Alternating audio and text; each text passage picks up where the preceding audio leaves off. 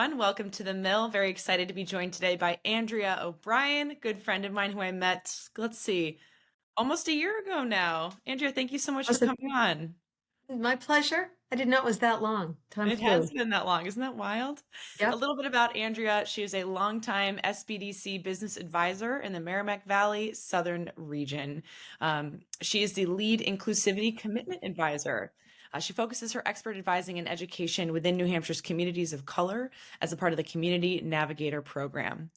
In addition to this new role, Andrea will continue as the director of the statewide business sustainability program, through which she helps New Hampshire SBDC clients across the state form stronger companies by identifying the company's risk of environmental and business resiliency, promoting sustainability protocols and practices, refining their management practices to achieve practical and sustainable business operations. That's a lot. Andrew has There's helped numerous small businesses and manufacturers to identify management solutions through on-site assessments and training. She has 30 years of experience serving businesses and industries in the environmental management field and has held positions in the U.S. Environmental Protection Agency, the New Hampshire Department of Environmental Services, and as a consultant for financial institutions requiring environmental assessments on non-performing loan portfolios. A lot of that sounds unfamiliar to me. Love that you know all of those things. Her prior work experience also includes being a senior associate engineer at IBM, where she developed the company's hazardous waste management program in Burlington, Vermont, and Poughkeepsie, New York, my neck of the woods. And currently, she's an ambitious hiker, wants to tackle all 48 of the 4,000-foot mountains in the state of New Hampshire. Incredible, and my shins already hurt for you. Andrea holds a BS in chemistry from the University of Maine, Orono. Andrea, what an impressive bio that is. Thank you. I have to say I don't hear it read often, so that was not bad. Yeah, there's a lot in there. I think that every week we should probably be reminded of our bio and all the things we've done because we're so busy, we're just cruising through the day and all of a sudden we're like, "Oh yeah, I did that. Oh right, I'm Yeah. doing that. Oh cool. That was Yeah. me." It's a So journey. it is a journey. It is a hike of 48 mountains apparently. Um Andrea, just to start, tell all of our viewers, what is the SBDC? The SBDC is, and it stands for the Small Business Development Center. And we are an outreach program. We're a nonprofit 501c3, an outreach program funded by the SBA and the state of New Hampshire and the private sector, but we're hosted by Paul College out in Durham. That's our main office. We have offices all around the state that work directly with New Hampshire small businesses, one-on-one, highly individualized business advising at no cost to the user. Amazing. Speaking from experience, being someone who is almost 6 years into business now, I would have really benefited from something like the SBDC back when I was thinking about starting Mill & Co. And so I appreciate all of the effort that you put into helping entrepreneurs really see their dreams come to fruition. And I'm sure that no 2 days are the same, but would love if you could walk us through kind of a typical day in the life as a business advisor at SBDC. Well, you're absolutely right. No 2 days are the same, and that's probably one reason why I've been at this job so long. It is so interesting. Yeah. And getting to meet and know so many just amazing entrepreneurs like yourself. It's hard to give you a typical day, but we meet with clients. Since the pandemic, we've been doing a lot more on Zoom, which creates a lot more efficiencies, but we really try to pay attention to the client's needs, a lot of listening, and we try to provide them with solutions, tips. It's, and it doesn't end there. We have to keep apprised of and up on economic initiatives in the state, who our strategic partners are, and bringing that to the table every day keeps you kind of busy. Just a smidge. And so what are your main responsibilities as an advisor? So meeting one-on-one with individuals, clients, again, there's no charge. You do have to register. But I'd like to focus a little bit on the sustainability program. because that is a specialty program that we offer. And especially today, I mean, you know what's important to you when you do business with somebody, right? You want them to take care of the planet, take care of the people, and you want them to be profitable. So where does a business go to talk about those things, and how do they implement those things in their day-to-day operations? What does that look like? And there's a long list of things they can think about and look to start that process. And that's one of the programs SBDC offers. Yeah. So It's amazing. I don't know if I answered your question exactly, but Yeah. we try to provide everybody with resources. That's great, Andrea. Yeah, again, no 2 days are alike. And it's also great because you get to work with so many incredible people and hear their journey, their story, their passion, and really help them bring all of that into a profitable state, which is, as an entrepreneur, that's what we're after. A couple things: make a difference in the world, be a good person, and make a living doing it. Exactly. Yeah. And you're working with some incredible people at the SBDC and through UNH. How do you keep everyone motivated? And are there specific things that you do internally to maintain productivity as you're helping build and work with some of these entrepreneurs on their companies? Yeah, that's well, we have a great team. First of all, it's sometimes we do a lot of one-on-one with clients, but we always can turn to our team, and each of us has a specialty or something that we like to do or know a lot about. And just to give you an example, we have a guy that does restaurants, that knows a lot about restaurants. He used to own a restaurant. We have a CPA on our staff, an advisor CPA. You want to bounce a tax question off of somebody? We can do that. We focus on high tech. We have somebody that's sales, someone else who's marketing. I do sustainability. We've got a real estate person. We've got a PhD in finance advisor. We have somebody who's focused on DEI. And so that's a little bit of a secret weapon, how we all kind of help each other solve the problems or get more information to the client, lightens the load a little bit. You don't have to be an expert in everything. So that's one way that I think, turbo boost our services. But we also have a research library behind us. So you want to know about the trends in your business? That's a question we could help you find out. Benchmarking some of the financials, that's a question we might be able to answer for you using the research library. At UNH Durham, they have resources, but also we have a research library at the University of Texas in San Antonio, and they do all the work for us. So that helps us too. Yeah. Well, and having a comprehensive network internally, people and teammates that then help work with these entrepreneurs backed by all of that research, you're providing endless opportunity and resources to these entrepreneurs so that they have every opportunity in front of them to hopefully reach their goals and success. Right. I mean, I have worked with you, Rachel, and I know your team. You have an exceptional team. I was so impressed. And so it's great to be able to call on coworkers and a team to really fortify the services an organization can provide. Yeah. And shifting gears just slightly, but in that same vein, you love what you do. You work really hard. No 2 days are the same. As someone who is highly career driven and has done quite a bit in your life, you have a lot of positions, responsibilities. How are you maintaining and navigating a work-life balance for yourself? Well, that is a big question, because I think I'm a generation ahead of you, first of all. And work-life balance was never, those words never came together when I was a young professional starting a career. Nope, like that wasn't in the playbook. And one step beyond that, because I wasn't in a engineering field, I was often the only woman around the table, which which I was certainly aware of.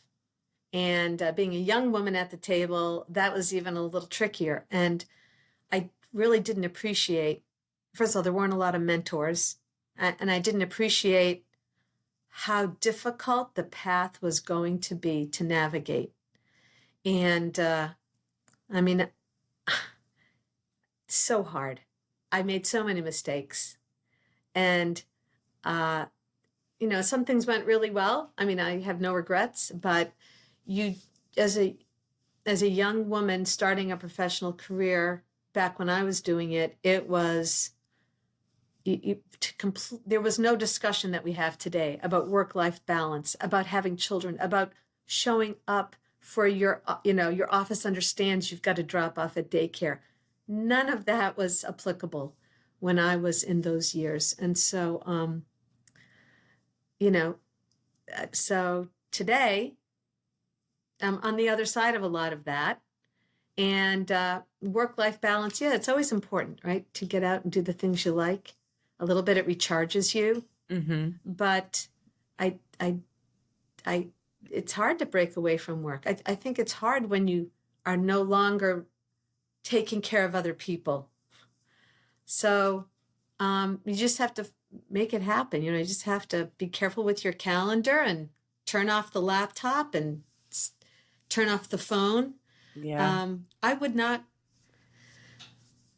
Well, nowadays the discussion is so different, I think, for younger women. Say I'm talking about women specifically, but even guys now pick up a daycare. I think it depends. A lot of that work-life balance depends on, and if you're married and you have kids or a family, what your spouse's position is on some of this. Mm-hmm. Do they value your responsibilities as a working professional or as somebody who has a job? And hopefully they share that load. Yeah, and thank you for sharing that. We have come a long way, which I'm happy to see and be a part of that generation. I have certainly had my moments of feeling that things weren't fair, and feeling treated unfairly as a woman, as a young woman, particularly when I was starting at my company. I remember very vividly someone saying to me, "Well, you're 27 years old. I mean, what do you know about business?" Right. And here I am almost 6 years in doing very well. So, so I think that would be a whole nother podcast topic, to be honest with you, Andrea. And that's something I'm very passionate about. Mill & Co has our networking series called Table Talk, which is there to inspire, empower, and invigorate women in business and female founders in the state of New Hampshire. Mm-hmm. So I'm a very firm believer in creating opportunity and a platform and giving our voices a microphone, a megaphone. But when it comes to work-life balance, I think what's worked really well for me is something really as simple as just utilizing my calendar. I live and die by my calendar. I will put things in there like laundry, grocery shopping, take dogs out, have coffee. Literally, it gets so granular for me, but I have found that by proactively blocking time in my day, even if I don't do, the same thing that I said I was going to do, at least I am thinking about making time for things that don't just involve work. Particularly in this, day where a lot of us are still working remotely. I've been remote since we launched Mill & Co. It becomes so hard to keep work and home not from doing this, and fully blending it with each other. So I think, for anyone watching, if you're feeling like you're struggling with work-life balance, my suggestion is always, what are your boundaries? And have you vocalized them, A, to yourself, B, to your colleagues, employer, boss, team underneath you, right? That's really, we have to understand the boundaries, and then we have to communicate them. And then most importantly, we have to respect our own boundaries. So if we set a boundary and tell everyone we're going to set a boundary, and then we allow that boundary to be broken, we have no one to blame but ourselves. So I'm a huge advocate of boundary setting when it comes to providing ourselves with some semblance of a work-life balance. That is excellent advice. And underscore, you got to respect it yourself, right? You have to execute it on your own behalf. Yeah, of course. And writing it down, writing down those things that you're going to do for yourself or taking those breaks. I mean, that when you don't write it down, is it really there? Like, does it? Hmm. So writing it down helps you be accountable. I love that. 1000%. Whether you're goal setting proactively, whether you're protecting your space and energy proactively or reactively from something that didn't go the way that you wanted it to Right. me, it is really about being incredibly self aware of how I'm feeling, checking in with myself. Even earlier this week, I had a really, really hard day, and it just felt like every little thing that piled up was just magnified, right? Um, Hmm. and really, what it boiled down to is I wasn't allowing myself to fully process things as they were happening. I was just kind of like back burner, back burner, back burner. And then that back burner is like this, and it's exploding at the seams. And I'm like, all right, maybe it's time to Right. take a second. Let me address this. Because I think what we don't realize, particularly as very ambitious, type A, high achieving women in business, um, we have a really hard time ever admitting that we need help. At least, I won't speak for everyone, but I can speak for myself, and so when I can take that time to reflect, then I can say, okay, well, is this as big of a deal as I thought it was? Or does it feel bigger because of all these other things? Is this something that I need to do, or can I outsource this to someone? And does this have to happen right this second? Or does it just feel that way because there's, this perception of urgency that I have put on this thing? Right. Well, Rachel, you would be a great coach. That is If you do that's coaching, great. subtle plug.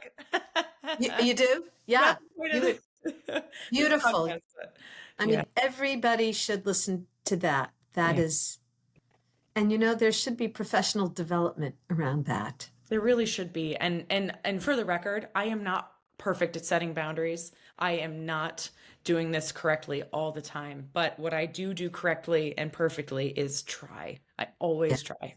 that's good. I don't always succeed, but the effort for me is always going to be 100%.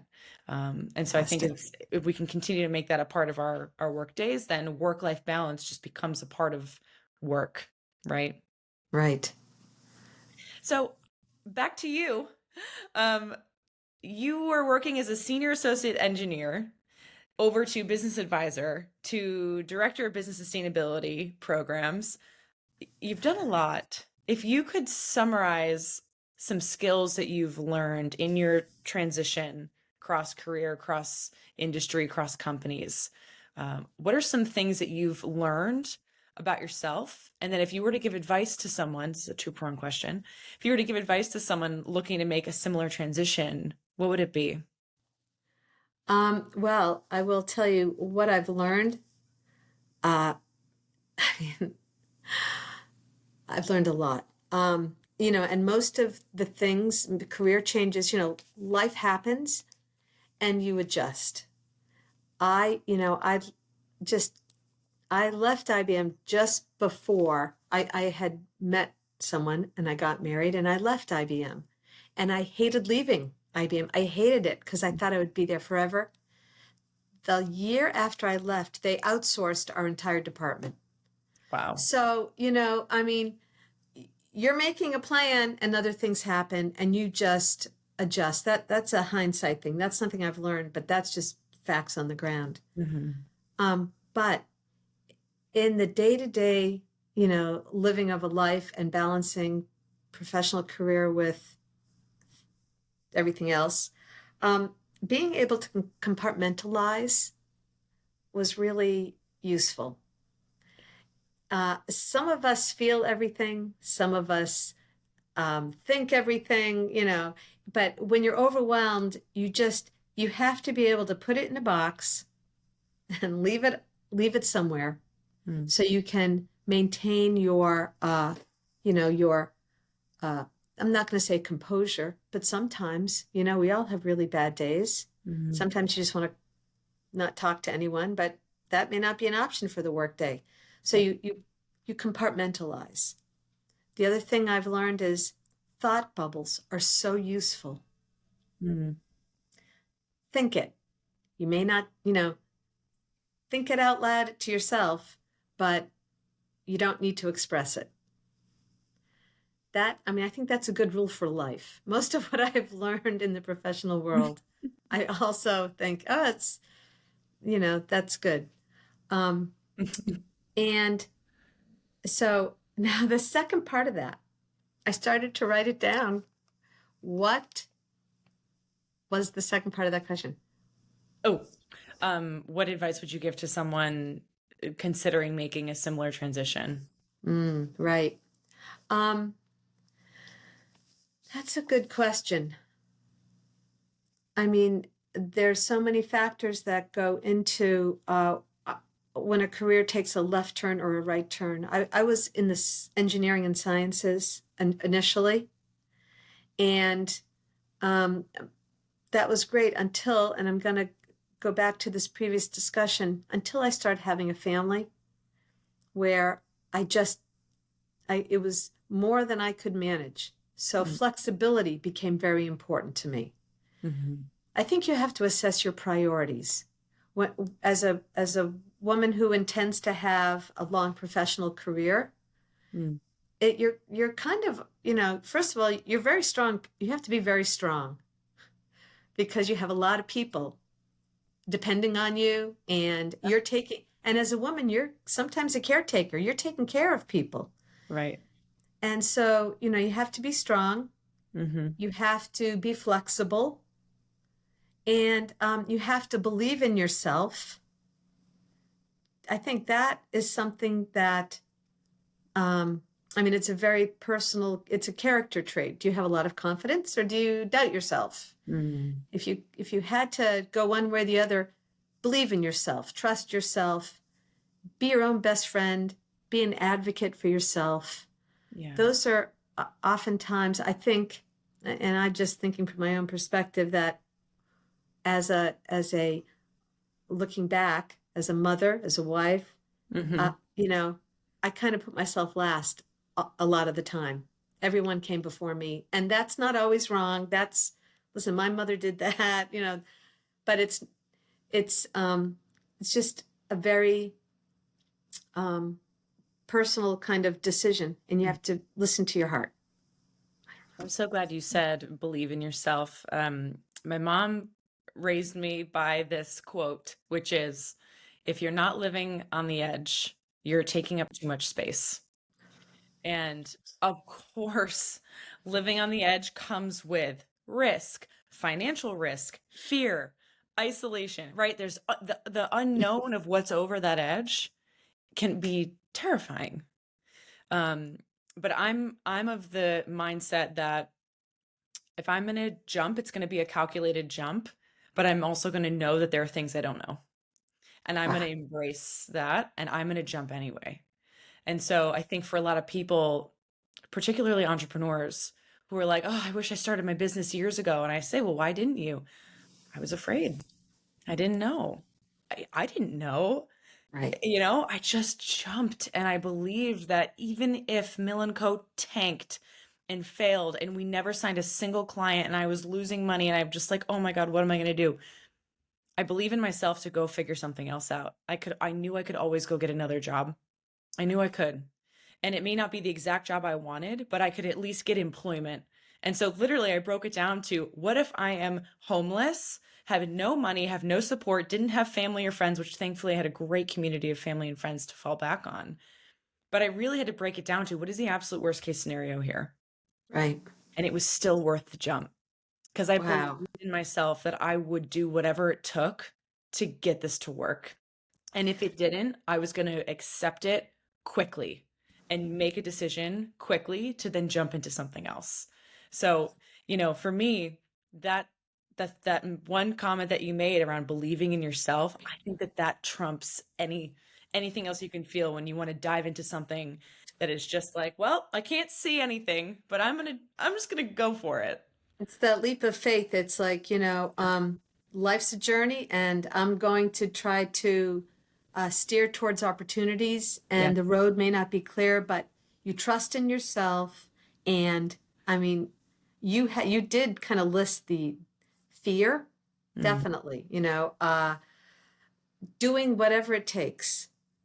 You know, a person knows do you make it happen? Are you the person that makes it happen? Or are you the person that throws your hands up and, sits there and stews? Yeah. So,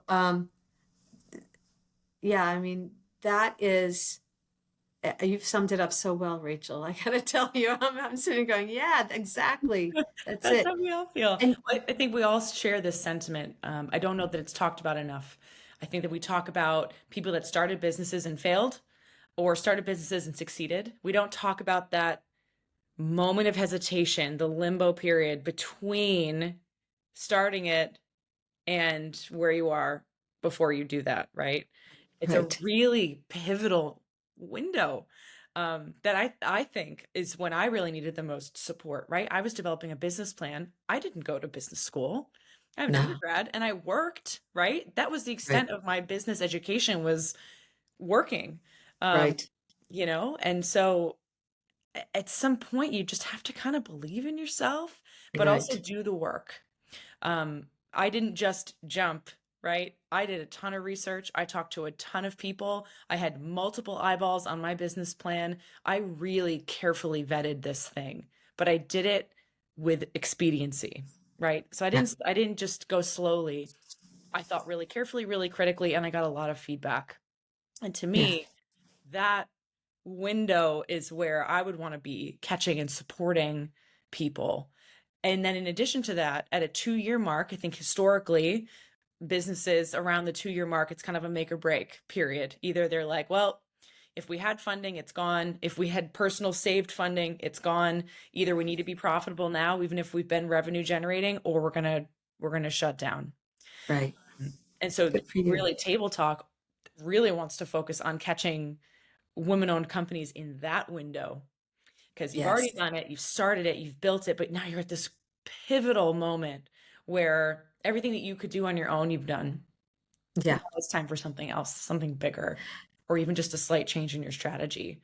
So I'm super interested in those two small windows of entrepreneurship because I really think that those are the most self-discovering times for any entrepreneur in any industry, in my opinion. Yeah. That's it's funny that you're talking about this now because yesterday there was a Northern New England Women Investing Network meeting. Mm. And I don't know why you weren't there.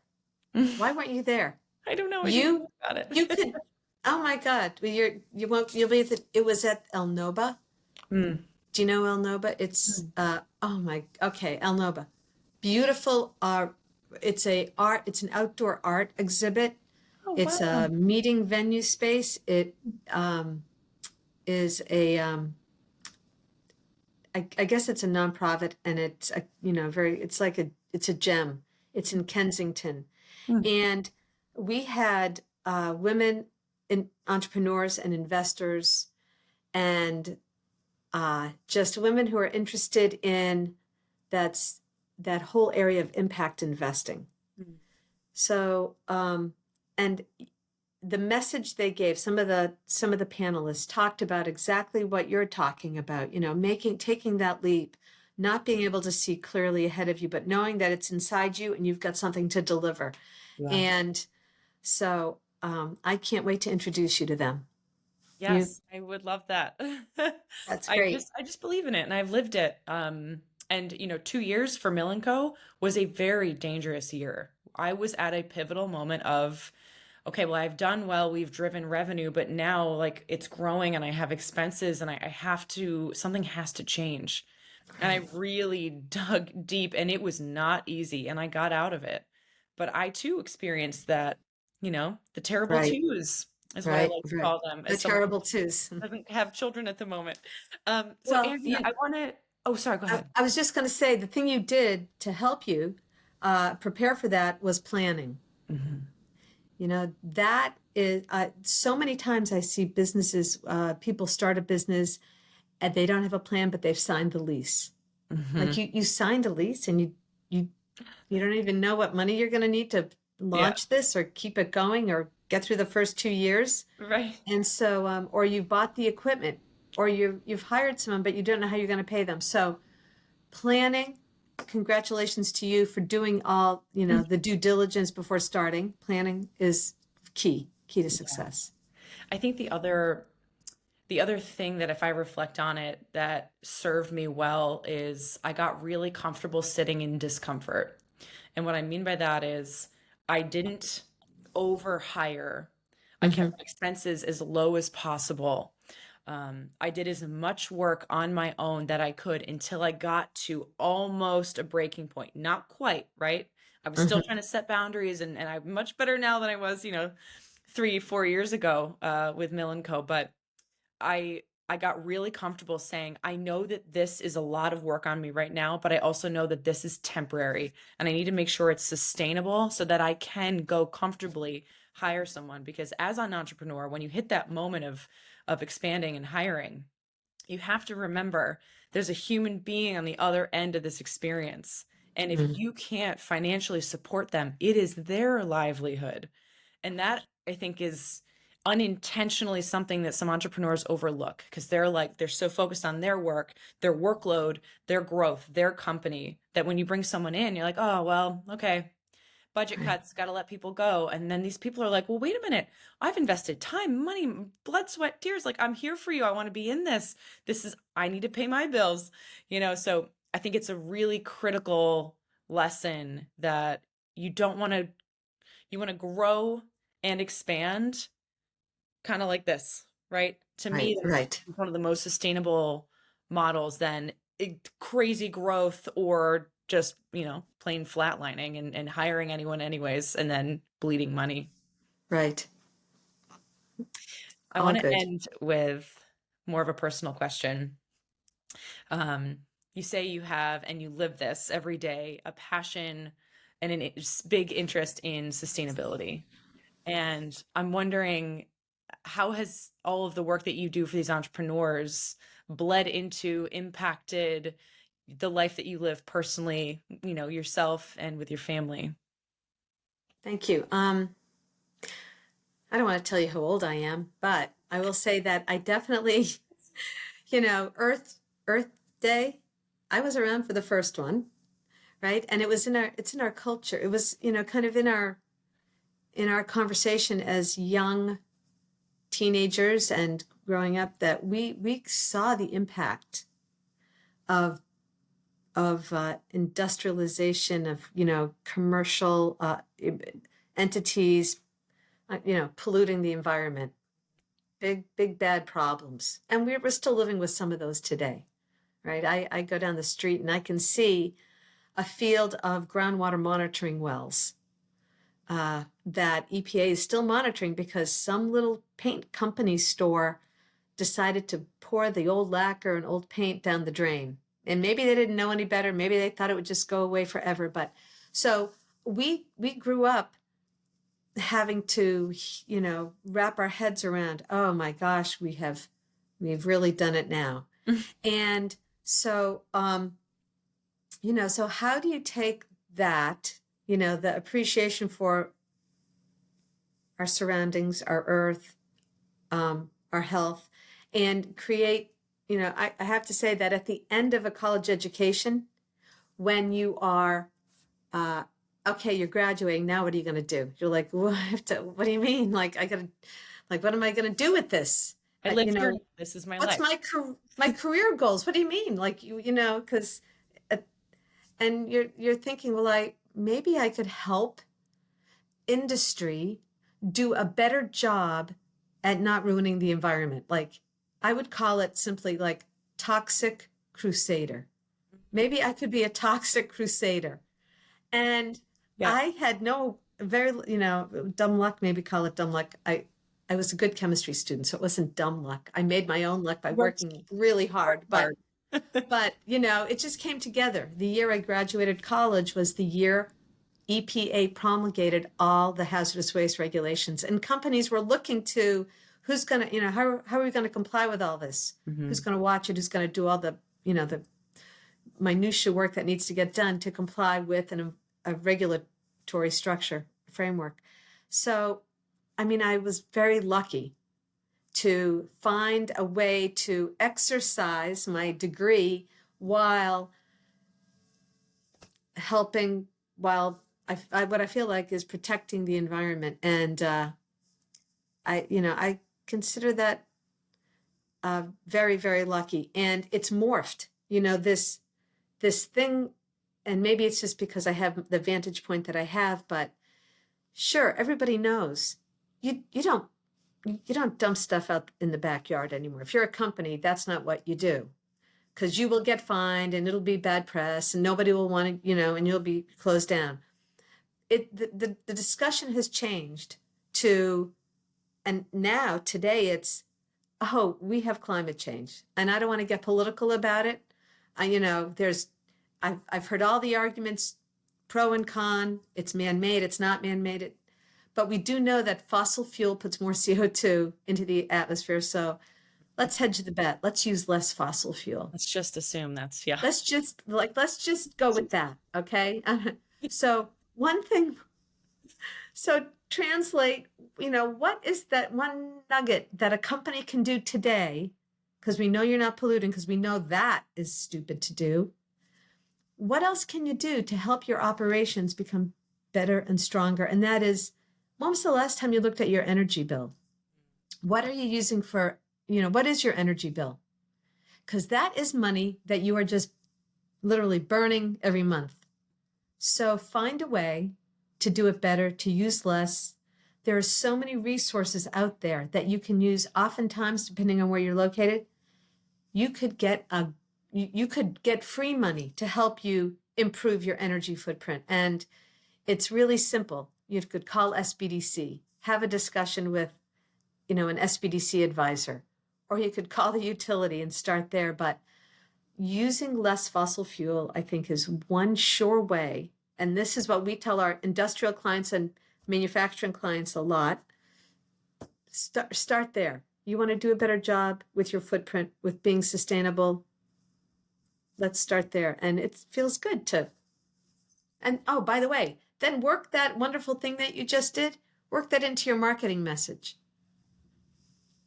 Your strategic plan. It becomes a consistent part of your ethos, not just a line item on a status sheet that we did one time to tell our board of directors we did it. Right. I feel the same way about DEI, ESG, all of those important things that companies, big or small, need to be responsible for. It will start as a line item because it may be a new focus for you, and then eventually it just needs to become a part of who you are. Right. I am optimistic that we are going to get there. I think that there will always be some outliers that just, don't wanna, but I do think we are moving generally in a direction of people being a lot more conscious environmentally and socially. I think it's generational to a certain extent too, that the generation behind us, behind me, has heard a whole other story being told on how to make your business better, how to make the world better, and they expect it. Yeah. I think, and then and they drive the marketplace too. Mm-hmm. So yeah, to a brighter, cleaner future with more women leaders. Yay! Okay, I On like that. note, well, Andrea, thank you so much. I love every conversation we have. I really appreciate you taking time out of your day to come onto our podcast and chat with me. Oh, you're so welcome. It was my pleasure. For everyone watching, thank you so much for tuning in. If you'd like to learn more about Andrea or the SBDC, she will be tagged in our LinkedIn post. We will see you next time.